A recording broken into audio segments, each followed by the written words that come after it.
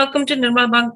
Ladies and gentlemen, I'm Hiral Dadia. We have with us Ria Singh, Senior Analyst Currencies joining in. Welcome to the show, Ria. Ria, my first question coming to you is, how are you seeing the dollar index move? Well, dollar index have edged up above the level of 108. This is what we were expecting, that it will not breach the level of 105 and rather move on the higher side, and it did so. So what triggered is obviously there is the Chinese yuan devaluation. So China has again flushed their economy with a new fiscal support, and there are also talks that they'll also devaluate the currency further in order to support the economy. Secondly, if you look at the numbers of Eurozone and everything, that is another factor. The geopolitical risk is another thing. And I think the major anticipation what the market is right now taking is that all the central banks will have, their statements in the symposium, the Jackson Hole symposium that will be held on Thursday, Friday, and Saturday. So there will be statements coming out from the Fed members and the other central bankers. So the market is anticipating a hawkish stand by all the central bankers, that they'll be that they'll be very evident with respect to the rate hikes in getting the inflation under control. So I think that is what getting integrated into the dollar index momentum right now. It might cool off towards 107 and so, but I think overall we are continuing with our forecast of dollar index maintaining its stronghold. 110, 112 levels could be seen in the on medium term time frame. Right. So with those levels in terms of the dollar index, how do you see the rupee moving?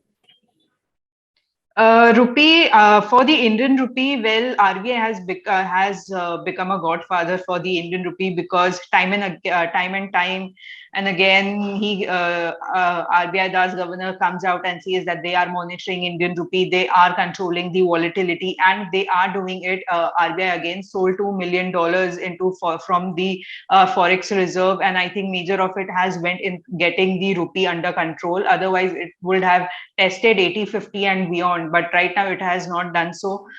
They have actually in today's session we have actually seen it edging downwards. So I think for the Indian rupee, buy on dips is a very prudent way to go. If you see the levels of 79 50, 79.28, that is a very good opportunity to go long into the rupee. Otherwise, even at 79.80 and so on, you can the mantra right now that you can follow for the Indian rupee is going long on dips. That is the best strategy that you can follow into the Indian rupee.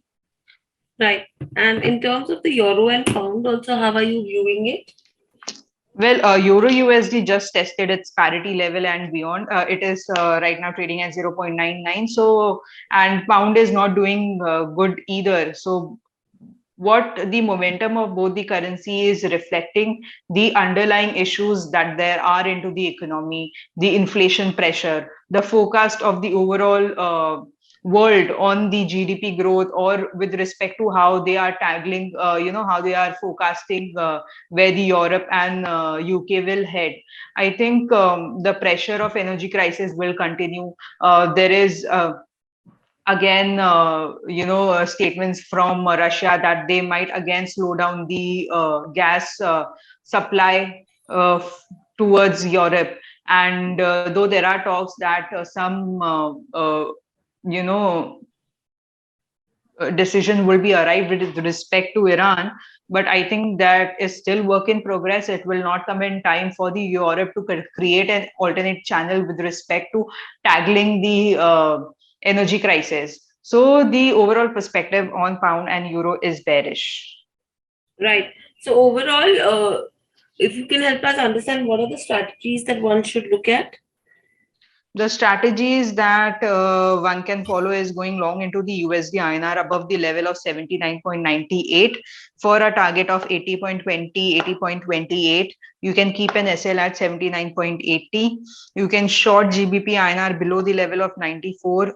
Keep a stop loss at 94.25 with target at 93.75. For Euro INR, you can look for a breakdown of 58.23 for going short. Keep a target at 58 or 57.90. Keep a strict SL at 58.38. So these are the three strategies that you can follow. Right, so these are strategies one should be watching out for as well. Thank you, participants. Thank you, Ria, for joining in. Thank you, Erin. Subscribe to our YouTube channel for in-depth interviews of India Inc. and press the bell icon so that you do not miss our updates.